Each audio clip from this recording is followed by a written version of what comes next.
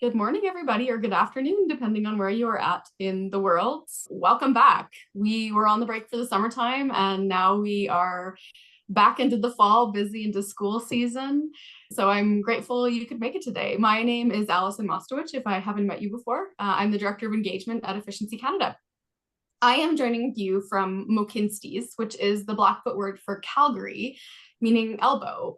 In the spirit of reconciliation, I acknowledge that I live, work, and play on the traditional territories of the Blackfoot Confederacy, which is the Siksika, Kainai, and Piikani nations, the Tsuut'ina, the Nakota nations, the Métis Nation within Alberta District 6, and all the people who make their homes in the Treaty 7 region of southern Alberta. And just to that effect, this is where I was playing in the summer on these lands. This is an alpine field in the mountains where I live. So for those of you joining us for the first time, Efficiency Canada hosts Discovery every 2 weeks. The sessions are meant to bring the sector together to learn, to hear about new research, findings from pilots, relevant topics, and different innovations that are happening. And before we get started, just a reminder to everyone that our guest speaker will talk for about 20 minutes, and then we will open the floor to you. You will be able to ask questions. So there is a little button at the bottom of your screen. It's the QA question. So feel free to throw your questions in there if they come up for you during the presentation, and I'll remind you afterwards. So it is my immense pleasure to welcome Ersilia from Summerhill, who is here to talk to us about concierge programs. And with that very brief introduction, I will hand it over to you, Ersilia. Fantastic. Thank you so much, Allison. I'm Ersilia Serafini, President CEO of Summerhill. We're an energy efficiency implementer supporting clients and programs right across the country from coast to coast. And I am pleased to be sharing our thoughts on the value of an energy efficiency concierge service today. So I'm just going to share my screen while also apologizing if you hear some noise in the background. I think there's some work happening where I am. So hopefully it's not coming through, but just in case, my apologies. So my objective today, really briefly in 20 minutes, is to just give you some things to consider and maybe leave you with a high-level roadmap of how you could proceed with an energy efficiency concierge if this is something that makes sense for your project or your organization, or even regionally.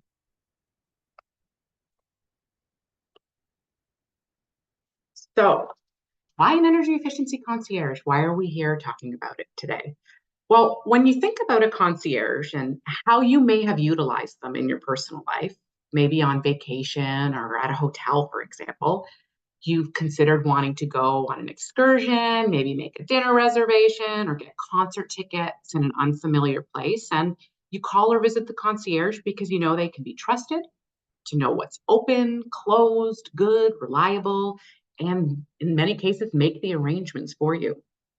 So look at this complicated image on the screen and consider the energy efficiency and demand response ecosystem that we're all operating in across the country.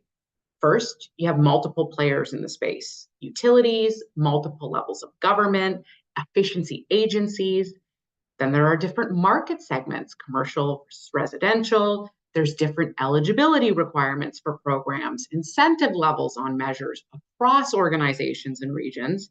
And consider it within an individual postal code, there are multiple organizations or agencies offering similar yet different programs with varying levels of complexity. So as a customer, what are you supposed to do? Who do you listen to? Who do you trust? As we also know, there's a broader policy agenda that's driving climate resiliency measures with a focus on electrification that's also adding consumer messaging, marketing, and political statements that would leave the average homeowner or facility manager business owner wondering where to even start. So logically, if we could make it as easy as possible for the average person to navigate this sector, why wouldn't we? So let's walk through high-level vision, what we imagine might be a seamless, improved customer experience managed by a concierge that could increase participation across portfolios and programs. So the image you see here is an example of walking a homeowner through a residential incentive program. But of course, this could be adapted in a similar fashion for a business owner or a facility manager. So you hear some advertising or you see some marketing, you call in or you email to chat with a customer service representative because you want to submit an application and your supporting documentation. You could be provided with a list of incentive opportunities, walking you through stackable options depending on where you live and what's available. You then may be connected to a trade ally network and contractors that can do that work for you. You also have the ability to follow up with that same group of people to see the status of your application or your rebate. You could follow up on timing to receive a refund or an incentive. Couple of things to note as you go through this process wheel. First, the timeline to go through this process could be very short. It could be 2 to 3 weeks, depending on the incentive or the measure that you're going after. Or it could be as long as a couple of years if we're talking about a complex commercial project. The second is that you may need to go through this process multiple times for different measures, meaning in this process, if you have a concierge, you're able to check on your status for multiple applications within the same team if you are going through this wheel more than once. So assume that this is very logical and just makes sense, the approach we were trying to take. But what if there was no energy efficiency concierge? And many of you are saying you live in a region or in an area where that is the status quo. There is no energy efficiency concierge where you are. Then what? Well, then as a customer, you get stuck at number 2 in this process wheel multiple times. A new measure or a program gets launched with a different organization, level of government, or service provider, and now there's a new number, website, or email that's being marketed in your jurisdiction. As a customer, you might call the number that worked last time. Maybe you had a great experience, you've already received a rebate. You call them back, and they say, sorry, we don't manage that program. Best case scenario, there's some kind of collaboration and they can transfer your call or your inquiry. And the worst case scenario, they say, good luck. I hope you find that program that you're looking for. So beyond the improving the customer service experience and really increasing the opportunity to facilitate applications and participations in programs that come with an energy efficiency concierge, one of the other key points I want to leave you with limited time for this session is the value a concierge service can have in centralizing data. And now think about the insights you could get from having multiple data points at the property level to help drive future programming and initiatives. The customer portal is the heart of an energy efficiency concierge. Whether it's commercial or residential, and you're collecting building data, 2000 virtual audits, surveys, or even ASHRAE audits, that on the left, those inputs get paired with all of the available incentive and funding info from all the different levels of organizations and governments that you see on the right-hand side of the screen, to then provide the customer with the available actions, the connections to the appropriate trade allies, the ability to issue incentives, and then do quality assurance. In order to do that, we need the data to be paired appropriately in customer portal. It's also important to point out here that in establishing an energy efficiency concierge, you really require tiered levels of support and escalation. While the process might start with general customer service response and representatives, depending on the market segment, the data inputs in your area, the customer might need to be escalated to an energy auditor or an engineer. Technical capability is certainly required to understand stacking rules within a jurisdiction, for instance, or even complex eligibility requirements for specific technologies. But the benefits of this triaged approach, paired with one customer window to easily explain all those different incentives available, can really help drive participation in programs, not only increasing customer satisfaction and ensuring fair and equitable access to programming, depending on where you are. And now some of you might be wondering at this point about the ability to manage privacy laws, cybersecurity. How do you keep data segregated when in some cases you might have multiple organizations participating and collaborating together on a concierge? And I really want to assure you that industry leaders are doing this in some places, and the technology absolutely exists to make sure all the information that needs to remain private and contained can be done so. So let me give you a couple of examples to bring this to life so that you can see how it's being used and give you a sense of volumes and capacity if this is something that you choose to do. The first case study is the Energy Savings for Business program that was run in the province of Alberta. So this is a single organization that led this, but across multiple incentives, different prescriptive measures, and different application processes depending on the measures. So again, this is a great example of a contact center and a concierge approach that had that tiered approach to application support. So using customer service representatives as an initial entry point, but then being able to escalate to engineers as needed, because this was a business incentive program for facilities and complex measures. So the more complex the application, the greater the likelihood of delays, requests for additional information, and confusion in the market. So Application Assist was designed for this program, again, based on the objective of the program and the complexity, to provide that additional support. So knowing that facility managers and contractors may need to go through the application process more than once really allowed this program to focus on first-time applicants so that we could ensure that they clearly understood the necessary documentation that they needed to eliminate guesswork and reduce the likelihood of errors going forward. To let you know the approximate volumes in a business program, province of Alberta, we were seeing volumes between 100 to 450 calls a month and about 200 to 400 emails a month in that similar time frame, depending on what marketing, advertising was happening and awareness in the market, just to give you a sense of the volumes. The second case study is Clean BC.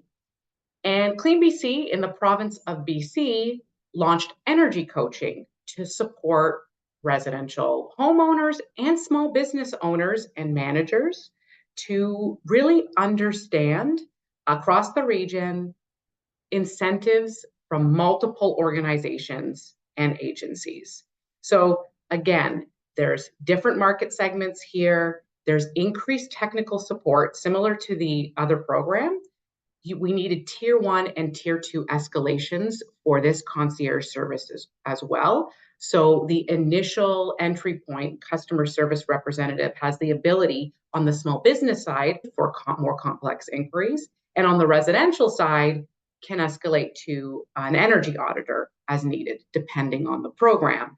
But there was really a sense of the sheer volume and magnitude of incentives that are available within the province of BC, within a postal code, that makes it very difficult and confusing for the average person to just understand where to start and to alleviate that fear of, I might be missing out on something.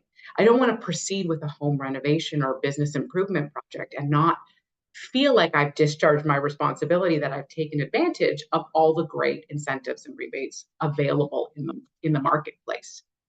So our coaches are able to do that and able to provide real guidance in an environment where there are absolutely stackable incentives in many cases, and be able to provide a clear path to the customer calling in on how they can take advantage of everything that's available to them. So in terms of volumes here, we're talking about anywhere between 600 to 1,000 calls per month, plus approximately 400 to 500 emails in a month. And again, it really depends on marketing, promotion that's happening within a program. So moving on to technology, layering across this concept of the concierge, there are four key pieces that need to be considered from an integration process. And you really need to consider this in terms of integration, not only within your own systems, but across potentially organizations.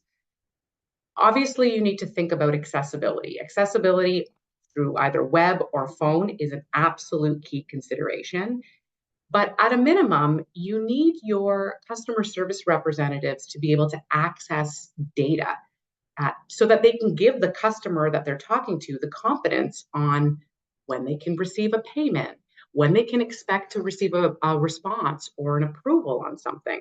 So you need to design a system with the appropriate tools and technologies to allow you to meet those objectives. So the contact center has the phone, web, email tools. The email marketing is allowing you, particularly in areas where there's high volume of calls or complexity of systems, to be able to provide quick, easy responses on the best path forward. We haven't talked a lot about payment processing integration, but I will say, if I think even anecdotally across the types of contact centers Summerhill has been involved with over the years, a high volume of calls in many jurisdictions are related to when can I expect to receive payment?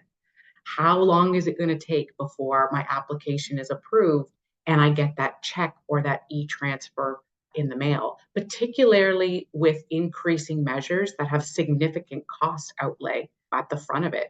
For commercial programs, we're reimbursing customers up to $1 million, depending on the complexity of the project. These facility managers want to know when they can expect to be reimbursed for the significant investments that are in their facilities. So thinking about how you allow your service agents access to where that status is a key feature.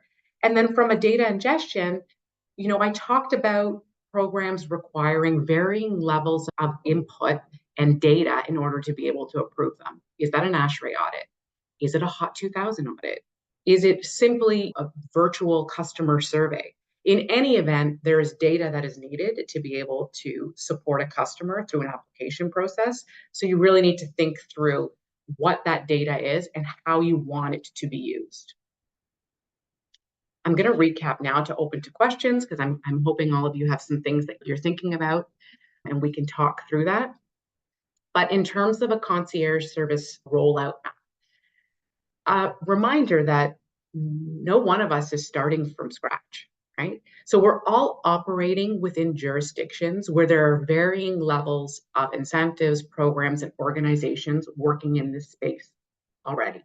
So any decision to proceed with integrating an energy efficiency concierge, and I know that, for example, many federal requirements, I'm thinking about deep retrofit accelerator initiatives. Some of those procurements and programs had a requirement to outline what establishing an energy efficiency concierge looks like. So the consideration here is that we're not starting from scratch. No one program or funding initiative is operating in an island. So I'm trying to encourage everybody listening here today to think about how some of these systems get integrated so that there's a central point of contact or one window for a customer in a jurisdiction. So the decision to proceed, if you look at the stakeholder alignment, whether it's within an organization or even a region, you need to think about replacing or integrating existing systems program by program or within a region.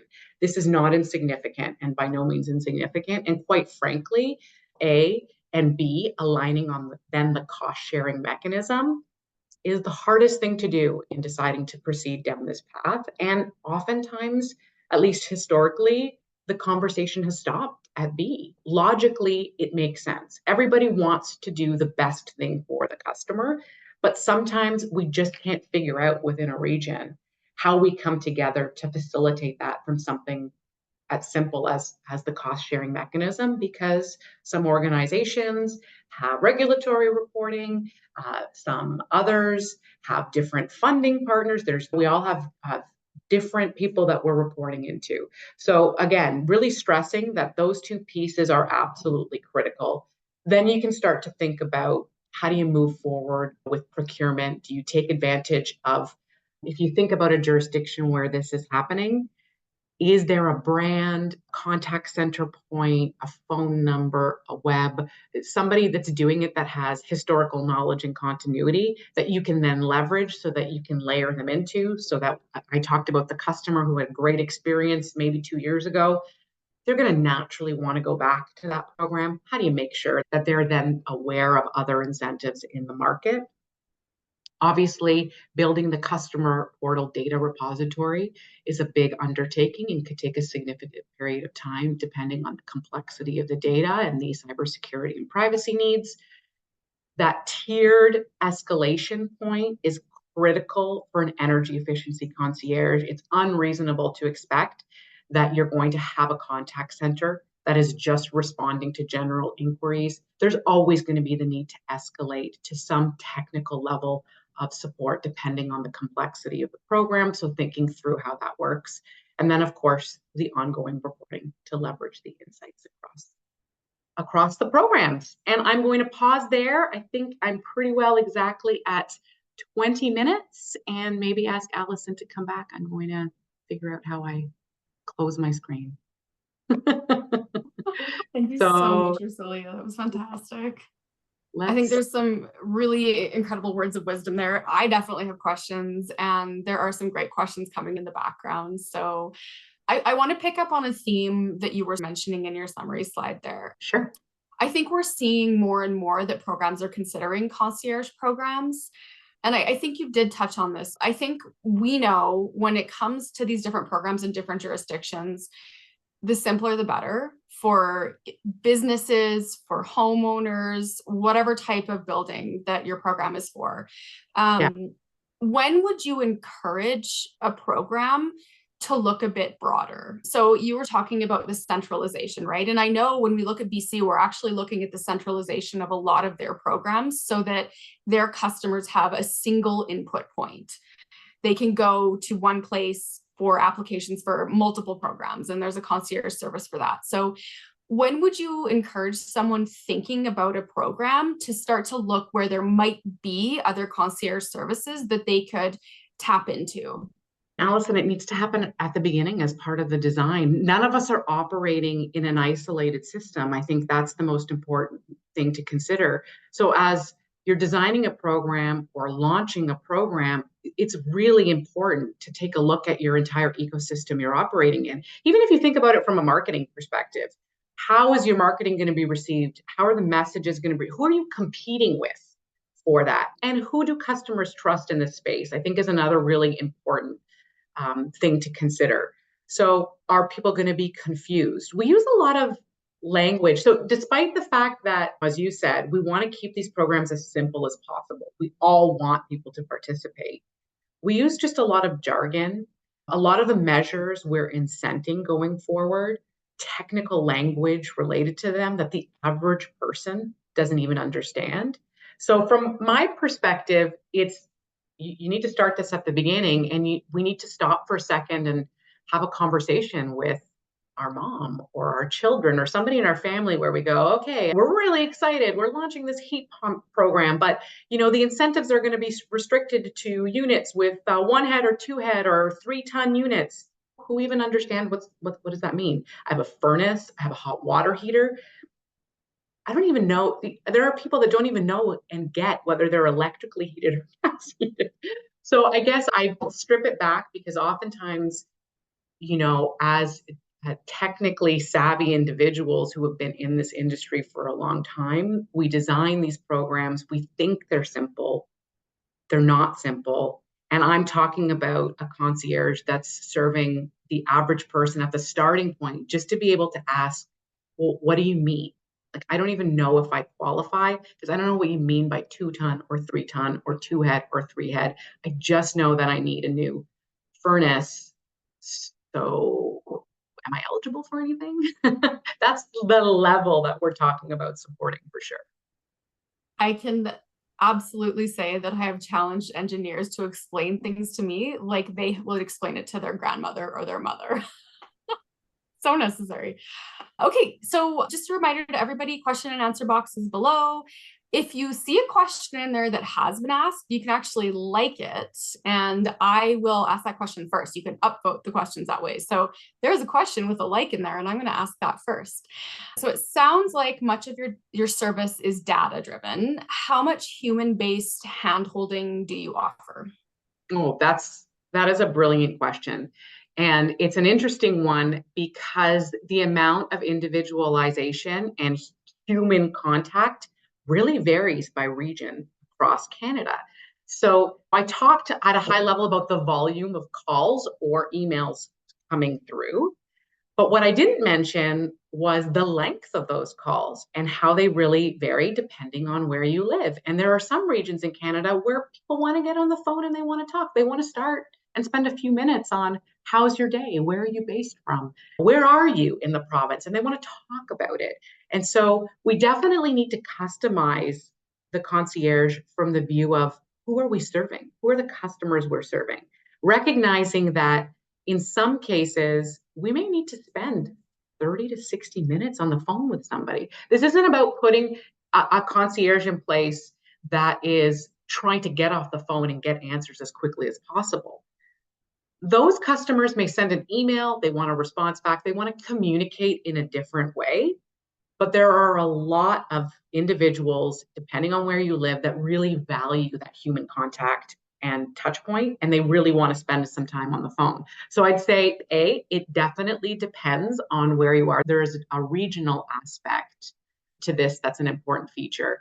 Second, you didn't quite ask this, but I will dig into this concept of AI because we get a lot of questions around the use of AI and what that means. And I'm sure many of us will have had experience with AI when trying to call in, whether it's to an airline or a telecommunications company. And I know I've been frustrated when you're pressing numbers and you're trying to figure out how to get through to somebody and you just want to press the 0 so that you can talk to somebody versus them forcing you to some directory of like, what are you calling? I think we inherently know we want to eliminate the frustration that comes with that. But I will say that when we use the term kind of AI and data and how we're automating things, it can be used in a way that provides support. So, for example, allowing the customer service agents to easily be able to access information and pull up responses to eliminate the time, to make sure that they don't need to escalate or put somebody on hold because they can't easily find information at their fingertips. I think that's the use of kind of AI and the ability to build robust systems and data is to allow that information to be pulled through to the person that's actually on the phone talking or responding to an email. Yeah. So it sounds like the concierge programs, the ones that work the best are the ones that are responsive to the customer needs and what they're looking for. Yeah, quickly. Okay. So the next question is about operating models. So what operating models do you see being used for concierge services currently? For profit, not for profit, government? Are there advantages to one or the other? That's an interesting question because I don't think I've ever really thought of the model as being the driver for the concierge, i.e., if I'm understanding the question correctly, does it matter if the contact center is sitting and operating from a not-for-profit entity versus a government entity versus a for-profit entity? My initial gut reaction to that is that it shouldn't matter. I think if we think about contact centers and customer service experiences that have worked well for us, they can be good and bad across all of those different business models. So the obvious thing to me is it doesn't matter where it sits as long as it's being done properly, as long as you have thought through the objective for your contact center and what you want to see it accomplish, then it should not matter whether it sits in a not-for-profit, a government, and a for-profit. I think there's good and bad examples in all of them. The real driver is think about your customer, the experience they want to have, and then you need to build the infrastructure to support that. And it's going to vary depending on the complexity of your program. Great answer. Thank you. Okay, so the next question is a bit of a broader question, thinking about the environment that we work in. So the question is, are there particular policies that have enabled different programs to work under a common concierge service? So for example, imagining fuel neutral savings goals or objectives other than like narrow energy savings, longer term and certain funding. What policies have you seen in place that have really enabled these programs to work better together? The $1 million question. We don't see currently, there aren't a lot of concierges happening in the way I think they should to Mm, alleviate that customer confusion. And that's driven in part because within a jurisdiction or a region, if you're electric versus if you're gas, or the federal government introduces a program and everybody automatically sits with, I'm going to just use my own systems. It's natural. You want to be efficient within your organization and you want to leverage what's already been built. I think nobody wants stranded assets, even in terms of thinking about a contact center, right? And so if I think about enabling policies, and let's use Ontario for an example, because the government started talking about what they've called a one window approach. I mean, I want to say like 10 years ago. Like I swear I've been hearing about one window approach. Yes, for data, historically for AMI data, but I think about a one window approach also for a central customer contact point. And I think the way policymakers have maybe interpreted that is we've seen in some jurisdictions and even in Ontario, well, let's just create a central agency and we'll layer that on top of the existing players. And then that's how we're going to address the one window. I don't think that's the right answer. Like, that's not necessarily the right answer. It needs to be what works in your jurisdiction. And you need to be cognizant of the brands and the relationships that already exist within multiple players. So that's not the answer. I talked about that stakeholder A in my rollout. This is very much what this policy question is driving at. You need stakeholder alignment. If you are in an organization and you're launching a program, and you're launching that program 3 to 6 months to a year after there's already a similar program or similar incentive in market, then I think the driver is, as you're designing the rollout, is there a way that I can reach out to whoever's running the other program and figure out what that connection point is? That's what needs to happen. I don't know if there's a policy measure that can be layered onto that, because in some cases you're launching a program because the regulator approved a plan and told you got to put something out into market. Well, if there are incentives that already exist to similar customers in that jurisdiction and you're coming in after that, my only message would be there needs to be a bit of an onus within the organization to say, how do I bring to the table everybody else that is offering something a little bit similar, so that we can A, at least align our messaging, or B, maybe figure out a way that the customer, even if we have two separately branded programs and two different toll-free numbers and a different websites, they're all coming in behind the scenes. The customer doesn't need to know, to the same person who can, when they look up the property level, go, oh yeah, you're participating in program A with this person, and yeah, let me help you with that. Versus, oh, sorry, I have no idea the status of your application. You got to go talk to somebody else over there. So I think it's less a policy decision and more just a kind of a strategic partnership collaboration decision among mm, players within a region. yeah, I think that's fair. And I can speak from the Alberta perspective because I worked in programming here for quite some Mm-hmm. time, including the Energy Savings for Business program that you mentioned. And I do think there are policies that can create sustainable funding for programs like this. So, for example, in Alberta, we don't have demand side management. And that is one of those sustainable funding decisions from the government that would reduce administrative expenses significantly. I think in Alberta, we've seen this, it's been a roller coaster of available incentives, available programs, incredibly confusing. And thankfully, when Energy Savings for Business was rolled out, it was one of the only programs in Alberta. So it That's was right. it was simpler. But yeah, I think there are certain policies that create sustainable approaches to funding these programs. Okay, let's move on to the next top voted question. So within your home performance program, do you do anything to encourage or promote home energy audits and retrofits? And do you generally respond to existing demands? Definitely respond to existing demands. And let me back up for a second. So there are programs and contact centers that we have in place that are supporting homeowners or business owners through programs where an audit is required, and we have to manage that data, and we have to do the coaching to be able to help them understand how they leverage that information, what they're eligible for.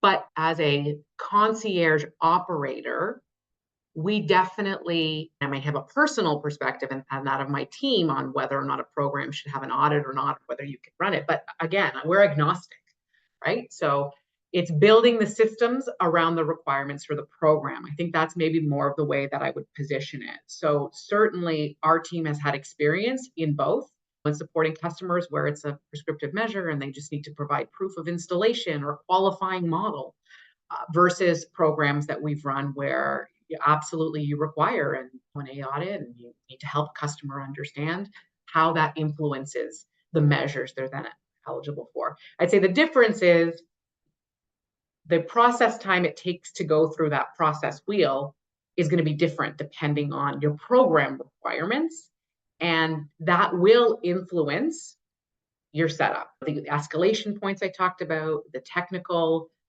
consultation capability, how much time you need to spend with somebody.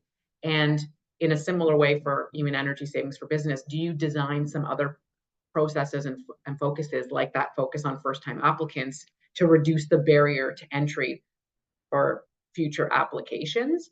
So we would help a client design the right system, but we would be agnostic on whether it requires it or not. Yeah, great answer. And I think this is a bit of a follow-up question to that. So typically, are you hired by utilities and governments to build the concierge services for them, or do you step in to more help point the utility or government to vendors and decide on the best model? That is a great question, because up until this point, we have definitely been either formally procured or hired by a utility or government agency to deliver when they've already had stakeholder alignment and alignment on cost sharing mechanisms. You saw that stage where it was like, okay, now I'm going to procure. And so we've come in at that point where there's already been that alignment that this is what makes the most sense. So to date, that is how it's happened. Now, personally, as an advocate behind the scenes, I am jumping up and down in regions with clients, like, this is what you should be doing, to try to push the envelope more, particularly where I see confusion in the marketplace. But I'm but one voice, and you need that stakeholder alignment. And so I can advocate, and we absolutely do advocate.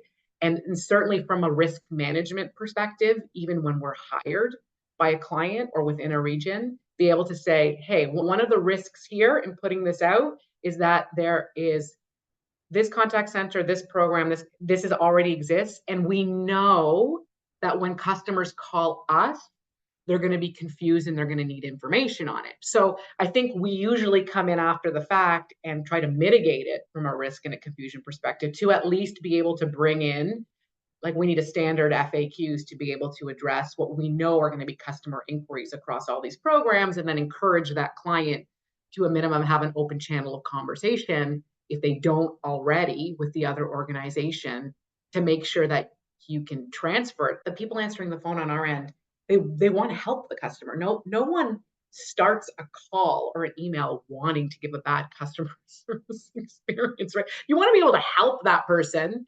And so even if it's not within your control or you don't have access, you want to at least be able to say, oh, I know who that is. And hey, you can call this person. Here's the number. So we will often at least try to bring in, from a risk mitigation perspective, hey, here's a list of all the other things happening, even if it's not within our control. Yeah, great response. Thank you. So we've got time for a couple more questions. We have a question about what's limiting volumes of customers to current services. Is it more demand or is it the capacity? How would that work? So, and I'd love for you to type in when you say limiting customers to demand. Is that because you think the numbers I shared with those two programs were lower than what you expected? Because I'd say nothing is limiting that. So, and I didn't share this, but it's dated now. We're talking, I'm going back 6 to 8 years in Ontario. For those of you that remember, we had Green On, and we were the contact center for Green On when they launched a lot of different incentives. And the call volumes for Green On, like our team received in some cases 25,000 calls in 1 month. So orders of magnitude different from the ones that I just provided to you. In terms of emails, we're talking almost 5,000 emails and 20 to 25,000 calls in a month. So contact centers can and should be able to scale as needed. But I think in the current examples that I provided, there are a couple of things influencing it. One is just the sheer complexity of the number of programs and messaging that are in market. Certainly marketing and the availability of funds, right? So if you have a client that's launched a program with limited funds and maybe they're doing limited marketing because they also don't want to come out with a program and run out of money. These are all things that are influencing the capacity issue of the program, but they should not influence ultimately who you select to provide the service. They should be able to scale for volumes like I just described, 30,000 calls in a month, if that's what it takes. You need to be prepared for that, but it depends on the program and the marketing for sure. Yeah.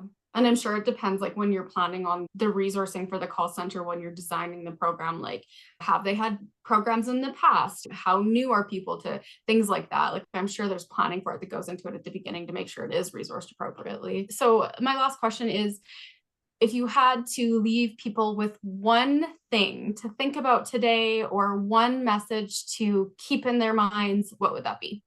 Just think about your customer journey. That's what I would leave people with. Like the single most important thing, it's the starting point for every design. And I feel like it gets lost in the complexity of the programs and in the savings targets we're all trying to achieve, which yes, we're all here for the savings, but just stop and think about your customer. Think about the journey that they will have to go and the hurdles that they will have to overcome in order to be able to participate in your program. Or if you're delivering a program, how do you make that customer journey more seamless? That's what I would leave people for sure. That is a great message. Thank you, Ersilia. So again, thank you so much for being here today. I really appreciate you sharing this information. I look forward to seeing how the different jurisdictions take up your challenge to try to centralize some of this and make it easier for their customers. I hope that resonates today. And again, thank you so much for sharing this information. We really appreciate it. Thank you. Thank you for the opportunity. Our next session is on a bit of a switch from this topic, but modernizing the Energy Efficiency Act. So what is it? Why is it important to reducing energy savings, to reducing emissions? Where is it right now? And I can tell you it's not in a great place. So we definitely need to modernize it as a country to get better savings. So join us in 2 weeks for that. You can find it on our Discovery page. Happy Friday, and I hope everybody has a wonderful weekend. Thank you for joining us. Thanks. Bye.